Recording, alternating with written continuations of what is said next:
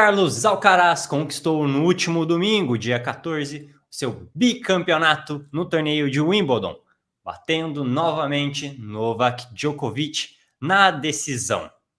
O sérvio buscava o recorde de Roger Federer de títulos na grama sagrada, não conseguiu o feito e, aliás, chegou na final até que de forma surpreendente, a gente vai falar sobre isso também. Mas apesar da final ser igual à de 2023, caros ouvintes e Daniel, o roteiro de cada um dos finalistas foi totalmente diferente do ano passado.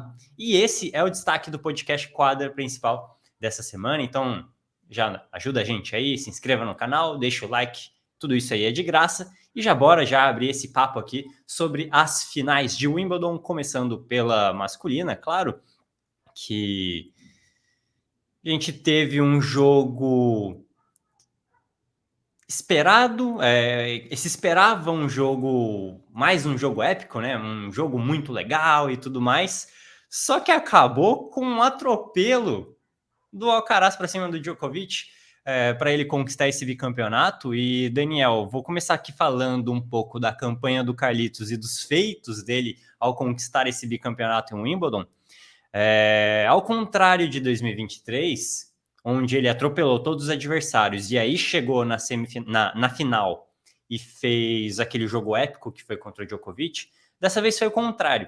Ele encontrou várias dificuldades ao longo do caminho, ao longo de sua campanha, e aí chegou na final contra o Djokovic e fez o seu melhor jogo no campeonato, muito provavelmente ali pegando grandes adversários, claro. Nas duas primeiras rodadas, tudo tranquilo, vitórias em sets diretos, mas daí, a partir disso, até a semifinal, o Carlitos sempre deixou um set em quadro. Então, contra o Tiafoe foi assim, contra o Hugo Humbert também, contra o Tommy Paul e Daniil Medvedev também. Esses dois últimos, o Carlitos, inclusive, saiu atrás no placar, teve que reverter a situação e vencer o jogo de virada.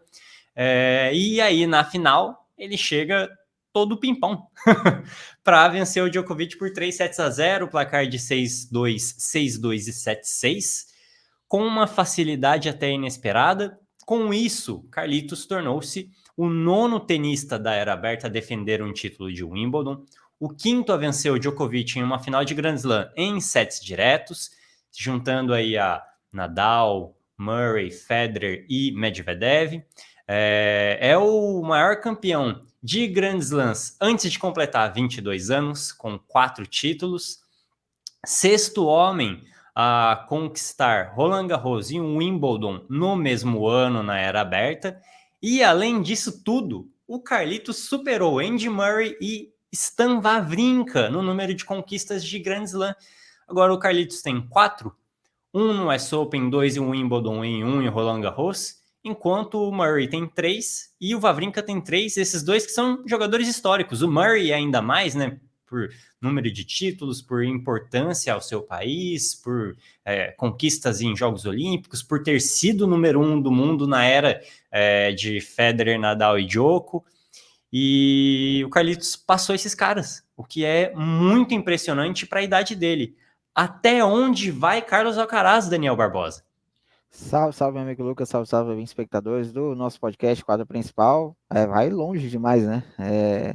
E eu diria que, com esses números aí, esses feitos, né, que você mencionou, ainda vou acrescentar mais um aí. Embora ele não seja atualmente o número 1 do mundo, né, o atual número 1 é o Jannik Sinner, ele, nesse recorte, né, antes dos 22 anos de idade, ele é o tenista que tem mais semanas que o número 1, né? Então, eu acho que dados esses elementos aí, ele tem tudo para se tornar um dos maiores um dos maiores vencedores de Grand Slam e um dos melhores de todos os tempos também. É claro que, né, o Big Three a gente sempre coloca um caso à parte, né? Esses três elevaram num patamar assim inimaginável. É uma pena que o Alcaraz já é de outra geração e é até difícil você comparar eras, né? Porque o Alcaraz, por exemplo, nunca enfrentou o Federer, né? Já quando o Alcaraz despontou, o Federer já estava se aposentando. O Nadal e o Djokovic, o Alcaraz já enfrentou o Djokovic, enfrentou já até mais vezes que o Nadal, mas já estão, né, em reta final de carreira, já estão prestes a se aposentar. Então, mas, pô, você já vê, com 21 anos de idade, já tem 4 Grand Slams, né? 4 finais, 4 títulos. Não é que ele chegou em final, bateu na trave e depois conquistou. Não, as 4 finais que ele chegou, ele foi campeão. Então, 100% de aproveitamento, né? Falta só o Australian Open para ele já completar o Career Slam, né? Então, aos 21 anos de idade. Então, olha, com esses feitos aí já, ele é um fenômeno, né? É um fenômeno, então acho que ele tem tudo para ir muito longe. Você mencionou aí, já tem mais títulos que o Wawrinka e o Murray aí, como você falou, não é nem um pouco desmerecendo o Murray e o Wawrinka, né? Para a galera não entender errado aqui, né? A carreira do Wawrinka e sobretudo do Murray, como você falou, o Murray que é bicampeão olímpico, são gigantescas também, mas o Alcaraz já com essa pouca idade, já batendo marcas, né? Conquistando títulos, batendo marcas, então acho que ele tem tudo. E o jogo dele, o jogo de tênis dele moderno, um repertório vasto, joga bem em todas as superfícies. A gente viu na final, tem resposta para tudo. Impressionante. A gente vai falar mais sobre o jogo daqui a pouco, mas ele tem resposta para tudo, todas as jogadas do adversário, ele lê muito bem o adversário, então, pô, ele tem tudo para ir longe, tudo para se tornar um dos maiores de todos os tempos. E Daniel, uma coisa interessante nessa temporada é a primeira vez que ele ganha 2 Grand Slams numa mesma temporada. A gente teve aí até o momento 3 Grand Slams. Ele pode terminar o ano como o maior vencedor de Grand Slams. Se não for, vai estar dividindo com o Sinner, caso o Sinner vença o US Open, mas de qualquer forma ele já é o maior vencedor de Grand Slam neste ano, com esses 2 títulos. Em situações em que ele precisou ser muito forte mentalmente. Porque vamos recapitular aqui. Na temporada de Saibro, ele não faz uma boa temporada de Saibro, não consegue defender seus títulos como de costume, como ele vinha fazendo ano após ano. Isso a gente pegando desde da primeira parte de temporada de Saibro, né, que tem a gira sul-americana, até o início, de fato, ali da temporada europeia de Saibro e tudo mais, ele não fez uma boa temporada de Saibro. E aí chega Roland Garros, a gente desconfia um pouco porque não estava com um físico tão bom, ele vai lá e ganha. Aí o Wimbledon. Ele tá com problema no cotovelo, né? A gente tava, né, naquela dúvida. Tanto que ele jogou o Roland Garros com a proteção, né? Na região do cotovelo. Teve aquele jogo do Rio Open que ele se lesionou contra o Thiago Monteiro, né? Que ele acabou lesionando o tornozelo. Então ele passou por esse período de alguns problemas, algumas lesões, alguns problemas físicos. Inclusive, talvez hoje ele não seja número 1 do mundo por causa de um resultado no Saibro e um resultado na grama, porque aí chega a temporada de grama, ele vai mal e cai na primeira rodada em Queens, que era um local onde ele foi campeão no ano passado e ele defendia título, então ele perdeu muitos pontos. Ele perdeu pontos da final do Rio Open do ano passado ao se lesionar nesse ano e perdeu pontos de Queens ao cair na primeira rodada. Então, talvez ele não seja número 1 hoje por causa disso. Mas na hora H, na hora dos grandes lances, ele foi muito forte mentalmente e a gente colocava o Carlitos como um dos favoritos, obviamente, ao título de Wimbledon. Era a minha aposta para título. Mas, uau, ele conseguir chegar numa final contra o Djokovic e ganhar do jeito que foi, mostra o quão forte mentalmente ele tá. E a gente sempre fala aqui, e a gente vai desdobrar um pouco mais a situação do Djokovic. Mas vencer o Djokovic numa final de Grand Slam, melhor de 5 sets, e meter 3-0 no cara, isso é gigantesco. Eu realmente não esperava que seria um 3-0. É claro que eu esperava que o Alcaraz, eu achava o Alcaraz favorito pelas circunstâncias, né? A gente, dias antes a gente sabia nem que o Djokovic jogaria, né? Então o Djokovic fez todo um esforço para estar lá, né? É claro que a gente sabe que a prioridade dele no ano é os Jogos Olímpicos, mas a gente não sabia se ele estaria o Wimbledon. Foi para Londres com essa incerteza e acabou entrando na chave, né? Então jogou sempre com aquela proteção ali na região do joelho, não teve nenhum tipo de problema, né? Mas a gente sabe que fisicamente, independentemente dessa lesão que ele teve, né? Que ele sofreu em Roland Garros, se recuperou, até e aí mostra, e é admirável dentro do Djokovic, né? Essa vontade dele, essa força de vontade dele, mesmo na reta final da carreira, querendo estar, né? e ainda tentando recordes, tentando bater recordes. Então, pô, isso é admirável na postura e na carreira do Sérvio. Mas, de qualquer forma, o Djokovic, ele, não desmerecendo, muito pelo contrário, ele deu uma sortezinha na chave, né? Ele poderia enfrentar ali tenistas que dificultariam mais a vida dele, por exemplo, o Hubert Hurkacz, que estava no caminho dele, teve uma lesão grave aí, o polonês, a gente não sabe nem se ele vai continuar a temporada, né? Então, teve o jogo do Alex de Minaur, que o Alex de Minaur se lesionou na partida anterior, acabou dando WO, então o Djokovic ganhou um passe livre para a semifinal. Então, a caminhada dele foi facilitada por essas coisas. Mas, claro, né, chegou na final com todos os méritos. Mas eu, pela trajetória, pela questão física do Djokovic, eu imaginava que o Alcaraz era o favorito, mas não imaginava que seria o 3-0, até porque a campanha do Alcaraz não foi brilhante. A final dele foi brilhante, mas a campanha dele não foi. Ele foi sempre deixando um set na quadra. Então, não, para mim não foi uma surpresa a vitória do Alcaraz, foi uma surpresa a forma como ela aconteceu. E aproveitando o gancho que você falou aí sobre a campanha do Djoko, também não foi uma campanha brilhante, mas quando precisou jogar e quando precisou vencer seus jogos de maneira rápida, venceu, né? Inclusive, tem um jogo, por exemplo, no caminho aí contra o Holger Rune, que a gente esperava, não. Agora é a grande chance do Holger Rune ganhar do Djoko em Grand Slam e avançar. E ver se faz uma boa campanha em Grand Slam. O Djoko vai lá, 3-0, tranquilo. Na semifinal também contra o Musetti. O Musetti que já complicou já pro Djokovic em Roland Garros, por exemplo. O Djoko foi lá, 3-0. É um cara que sabe aproveitar as oportunidades até para inflamar o jogo, como, por exemplo, inflamar o campeonato, como, por exemplo, usar todo o lance da torcida para o Rune na quadra para trazer para si, tornar um negócio até pessoal, que é assim, sendo bem sincero, é de uma genialidade ímpar, porque ele sabe que ele não vai ter a maioria da torcida com ele, ele sabe que ele é impopular com os torcedores de tênis, principalmente os torcedores que vão aos ginásios, aos estádios e tudo mais, para assistir a partida. É uma galera que torce, que historicamente sempre torceu mais para Federer, para Nadal, para Murray, agora para Alcaraz, para Sinner. Ele pega isso, traz para um lado pessoal, provoca a galera e ele se alimenta disso para ele ficar mais forte, fazer jogos ainda melhores e é incrível, é um psicológico, é uma mentalidade brutal do Djokovic. Se falta físico, se falta as oportunidades para treinar de forma forte, para estar preparado tecnicamente, sobra mental para ele. E não à toa ele chega nessa final depois de estar lesionado e de ter uma recuperação praticamente milagrosa para estar 70%, 65% para o Wimbledon.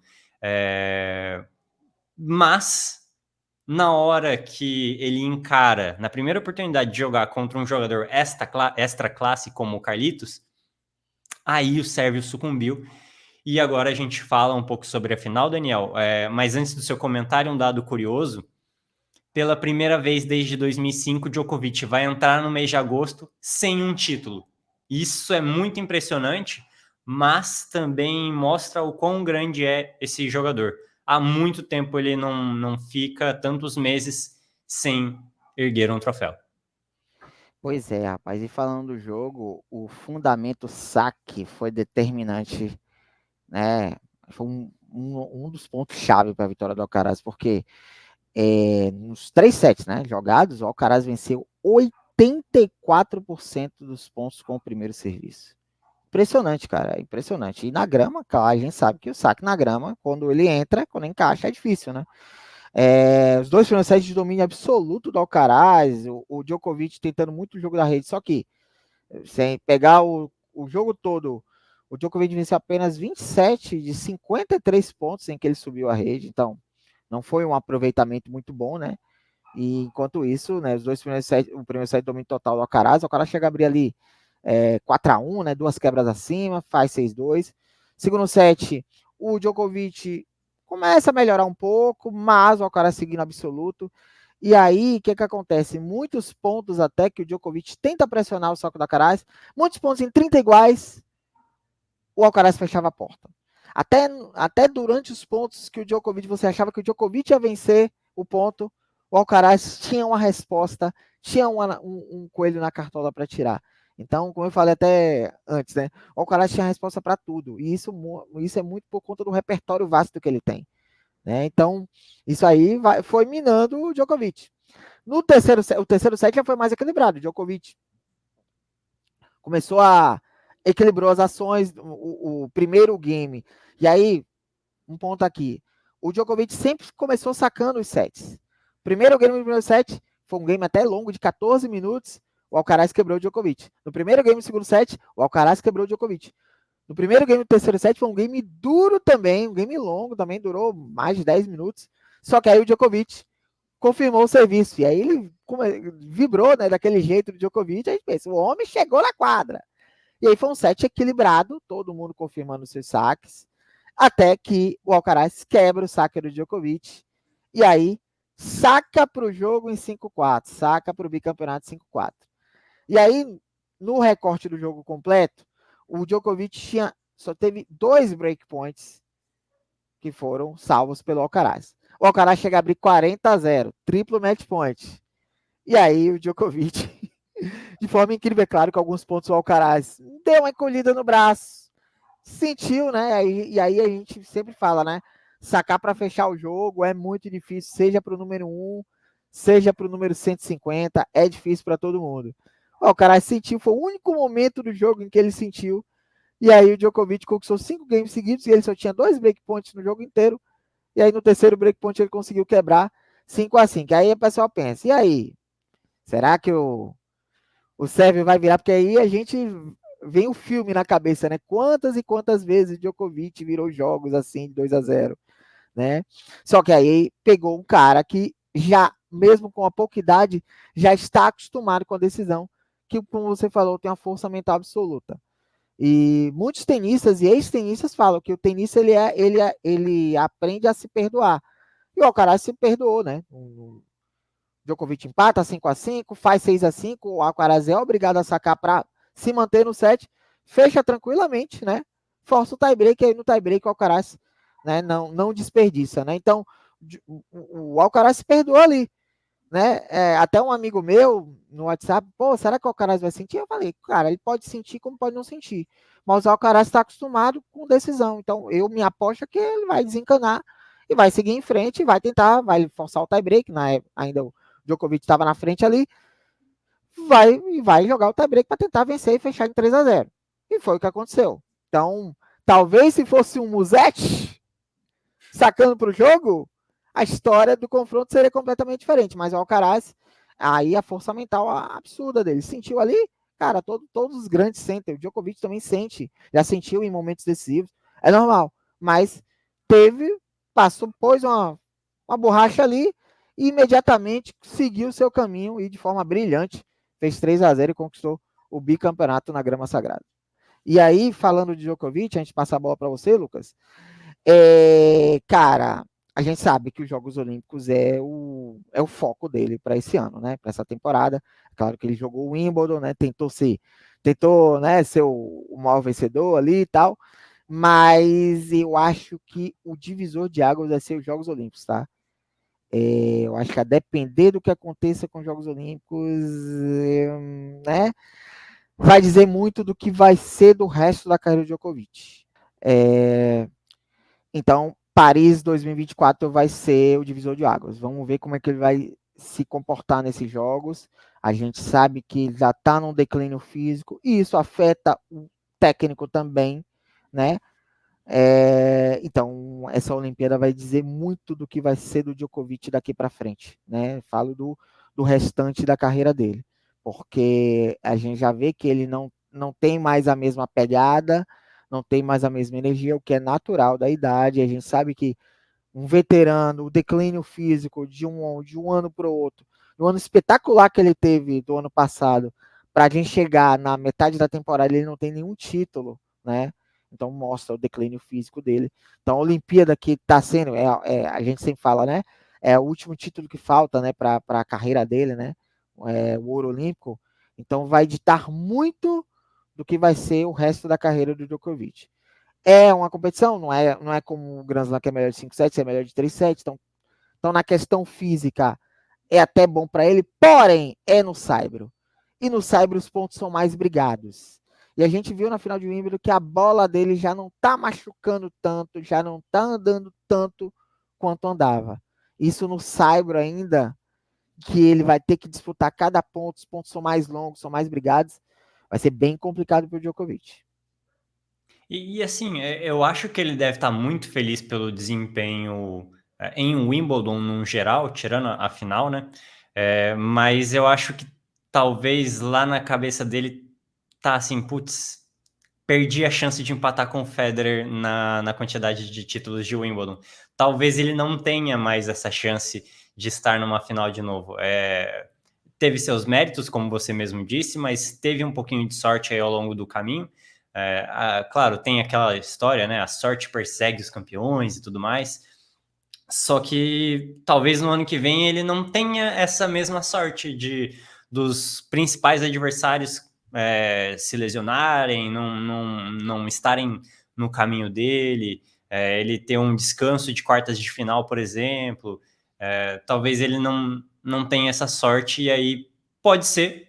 Não vamos nunca duvidar dos grandes, né? O Nadal já provou 1 milhão de vezes que não é para duvidar, Murray, Federer, então a gente não pode duvidar dos grandes. Mas talvez essa tenha sido a última final do Djoko em Wimbledon, e ele não conseguiu uma das coisas que ele estava perseguindo, que era, se não ser o maior, ser ao menos empatado com o Federer, o maior campeão da história de Wimbledon. Mas vamos ver como ele vai lidar com isso mentalmente. Provavelmente vai ficar de boa, e como ele chega para os Jogos Olímpicos, que tem essa observação, né? Jogos menores, né? Melhor de 3 sets, só que no saibro, o que pode tornar tudo um pouco mais complicado para ele. Em breve, Jogos Olímpicos, hein? Fique de olho aqui no quadro principal, porque a gente vai trazer conteúdo sobre isso aqui. Belezinha, galera? Vamos agora, Daniel, falar sobre a final feminina de Wimbledon. Bárbara Krejcikova, olha só, hein? Faturou o título de Wimbledon e em uma boa final contra a Jasmine Paolini, que faz um ano espetacular. Mais uma final de Grand Slam seguida, né? Fez final em Roland Garros, fez final em Wimbledon agora. Ficou sem o título em ambos, mas ainda assim entrou no top 5. Cara, incrível o ano da Paolini, sensacional mesmo. Placar de 6-2, 2-6 e 6-4. Em uma campanha bem interessante da tenista tcheca, que derrotou aí pelo caminho adversárias como Verônica Kudermetova, Danielle Collins, Elena Ostapenko, a Helena Rybakina e a própria Jasmine Paolini na final. Então, bela campanha da Krejcikova. Krejcikova, Daniel, que já é uma das grandes tenistas dessa geração, né? Por tudo que fez em duplas e agora por ter reafirmado sua força em simples. Ela venceu Roland Garros em 2021 e agora vence o torneio de Wimbledon, seu segundo título de Grand Slam em simples. Ela é uma baita duplista, fez grande dupla com a Siniakova. E falando um pouquinho da Paolini, que também fez uma boa campanha, bateu a Sara Sorribes-Tormo, Bianca Andreescu, Emma Navarro. Então, bem legal essa final no geral, né? As duas tenistas que chegaram nessa decisão de título. E interessante pegar o recorte em que a Krejcikova vem de muitos e muitos meses de altos e baixos, com bons desempenhos, principalmente, por exemplo, contra a Iga Swiatek. Mas isso quando está bem fisicamente, mas quando está mal fisicamente, momentos em que não tem como, não dá, o corpo não dá conta, ou você fica afastado por muito tempo, ou você acaba jogando mal fisicamente e não alcançando os resultados. Isso acontece. A Krejcikova, que desde que ganhou o Roland Garros, em nenhum momento saiu do top 40, volta ao top 10 agora com esse título. E muito legal também ver a emoção dela ao longo de todo o torneio, ir avançando e vencer o Wimbledon, que foi o palco do único título de Grand Slam em simples de sua mentora, a Novotná, né, que infelizmente faleceu em 2017 por causa de um câncer. A Novotná, que é uma lenda das duplas, tetracampeão em Wimbledon, e em simples foi o palco ali de seu único título de Grand Slam. E aí a Krejcikova vai, vence em Wimbledon, e é uma super emoção, né? E reforça a tradição tcheca, tradição do tênis feminino tcheco em Wimbledon, que teve aí Novotná, mas recentemente teve Kvitova, a Vondrousova acabou caindo na primeira rodada nesse ano, mas foi campeã no ano passado. Agora Krejcikova vence o Wimbledon. Bem interessante essa relação dos tchecos com a grama sagrada, né, Daniel? Bicampeonato da República Tcheca, aí de tcheca para tcheca, né? Da Vondrousova para Kvitova, não, para Krejcikova, né? Kvitova que é minha mãe, né? Recentemente aí, Sim. então, né? Já volta aí ao circuito também. Mas assim, vamos lá, falando do jogo, cara, o primeiro set da Krejcikova foi irretocável. 90% de aproveitamento no primeiro saque e 84% dos pontos vencidos com o primeiro serviço e 100% em subidas à rede. Subiu pouco a rede, mas quando subiu, ganhava ponto, 5 de 5. Então venceu ali o primeiro set 6-2, mas a nossa brava italiana Yasmine Paolini não ia deixar isso barato, né? Italiano não deixa barato, né? E você vê, né? A Paolini 1,62 m de altura, né? Nos pequenos frascos que são guardados os grandes conteúdos, né? Já dizia o filósofo contemporâneo. Então, voltou outra jogadora do segundo set, raçuda, disputando todos os pontos. Ela é rápida também. E você vê na grama, não é? Em tese, não é a melhor superfície dela, né? E ela jogou no segundo set, reagiu. É claro que a tcheca, a Krejcikova, teve uma queda brusca de rendimento também, né? No aproveitamento do seu saque, né? Começou a cometer muitos erros, né? Teve 8 erros não forçados no primeiro set. No segundo set, que subiu para 14. Mas, de qualquer maneira, a Paolini, né, devolve o 6-2. E aí, o terceiro set foi o set que as duas jogaram bem ao mesmo tempo, né? Foi o único momento que as duas jogaram bem ao mesmo tempo, equilibrado, né? A tcheca voltou a sacar melhor. E aí, ela quebrou o saque ali no sétimo game. E aí, quando, né, para fechar o jogo, salvou 2 breakpoints. Aí você falou que é sempre difícil para fechar, né? Sacar para fechar.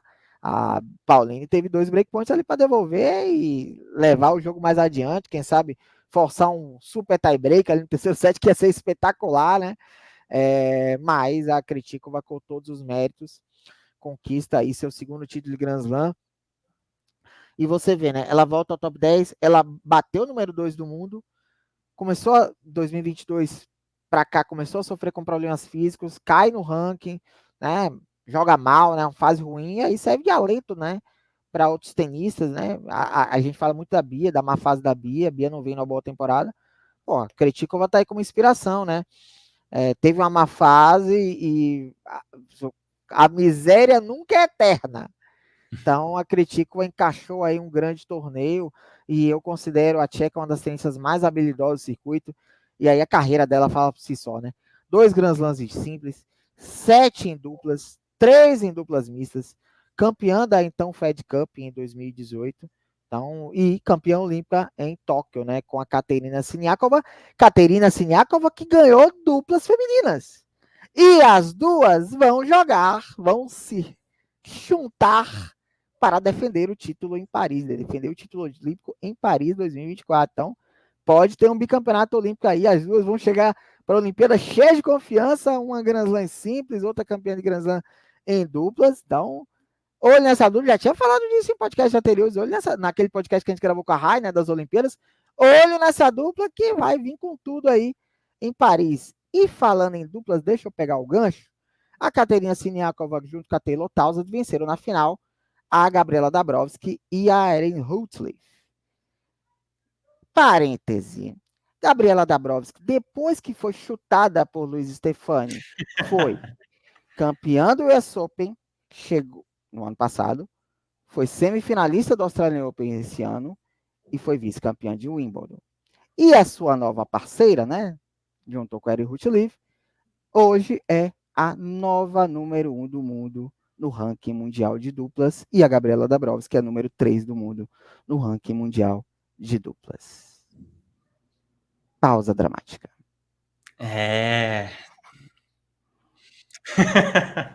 Talvez tenha faltado um pouquinho de paciência para nossa querida.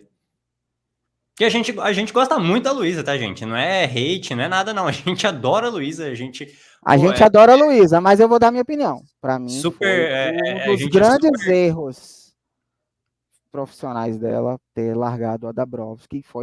Ela já deu entrevista falando que foi decisão dela de romper a parceria. Então, o resultado tá aí. A Dabrowski deu a volta por cima, enquanto a nossa querida Luiz Stefani, que na minha opinião até conquistou o título com a Demi Shoes, mas foi uma dupla que não embalou, né? Não emplacou como a gente imaginava. Pô, a gente é super grato à medalha olímpica, a primeira medalha olímpica do tênis brasileiro. Pô, Luísa conquistou aí grandes coisas ao longo desses últimos 3, 4 anos.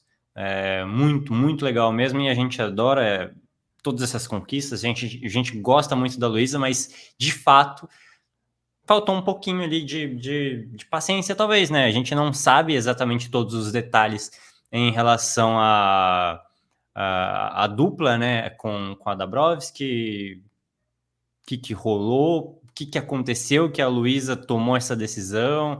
Tem detalhes que a gente não conhece, que a gente não tem acesso. Mas é isso. Infelizmente, ela desfez a dupla porque ela quis desfazer. E agora, a parceira da Dabrowski, que, sinceramente, assim, muito difícil alguém ter ouvido falar dela antes da parceria com a Dabrowski, hoje tá aí, número 1 do mundo. Não, e assim, a gente sempre falou, eu já falei aqui no podcast, e eu ainda acredito nisso, tá? Porque a Luísa ainda é muito jovem, que eu acredito que a Luísa Stefani vai ser número 1 do mundo algum dia. Sim. E quem acabou sendo o número 1 do mundo foi a nova parceira da Gabriela Dabrowski. A ironia do destino aí, né? Então, Da Nova Zelândia. Da Nova Zelândia, que fez com que a Nova Zelândia vai ter uma dupla nos Jogos Olímpicos. Erin Rutcliffe com a Lulu San, que foi uma grande sensação aí, né, de Wimbledon. Chegou até as quartas de final em simples, entrou no top 100 ali, não só top 100, top 60. Então, já tá garantida no próximo US Open, né, em simples. Então, fez com que essa campanha da Rutcliffe puxou a Lulu San e motivou a Lulu San, né, que fez uma grande campanha em Wimbledon também, em simples. Então, a gente vai ter uma dupla bem interessante aí na Nova Zelândia, em Paris 2024. É isso aí, galera. É isso aí. A gente encerra o papo de Wimbledon aqui, mas deixa o recado. Já pensando em Paris 2024, os Jogos Olímpicos estão chegando, falta pouco. Tá cada vez mais perto. Ó, semana que vem já tem evento olímpico já, hein, galera? Para vocês que gostam aí de Jogos Olímpicos, semana que vem já tem jogo de futebol já, por exemplo. Então, pô, fiquem ligados, porque a Olimpíada é o grande evento do mundo, assim. É algo realmente sensacional. E, claro, a gente vai trazer detalhes aqui, vamos fazer a análise de chave do tênis nos Jogos Olímpicos. A gente espera que a galera aí que está mais ou menos fisicamente possa se recuperar a tempo para participar desse grande evento, porque é muito importante e a galera, na sua maioria, entre os tenistas, gosta e quer ganhar ao menos uma medalha, então vai ser muito legal, com certeza, e vai ter Carlitos, vai ter Sinner, vai ter Djokovic buscando a sua redenção olímpica, ele já tem um bronze, mas falta o ouro para ele, né? E no feminino vai ser bem interessante também, com Iga jogando em Paris, no complexo de Roland Garros, dessa vez pela Olimpíada. Será que vem título olímpico aí? Será que a Iga é barbada? Fica ligado aqui no canal porque vocês vão descobrir a nossa opinião em relação a tudo isso em breve. A gente vai trazer a análise das chaves olímpicas aqui para vocês, beleza? Valeu, Daniel, pela parceria mais uma vez. Valeu para você que ficou com a gente até o final desse podcast. Falou e até a próxima.